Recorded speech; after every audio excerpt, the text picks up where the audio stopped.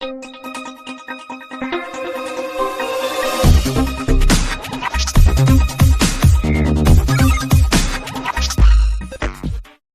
hello, and welcome to our channel. I am Jiva Mukesh. In this video, we'll learn how to generate inverted right triangle patterns by using stars, numbers, and letters with the help of simple nested loops. This is a classic pattern problem, like normal right triangle patterns, that's great for building logic and understanding how nested loops work.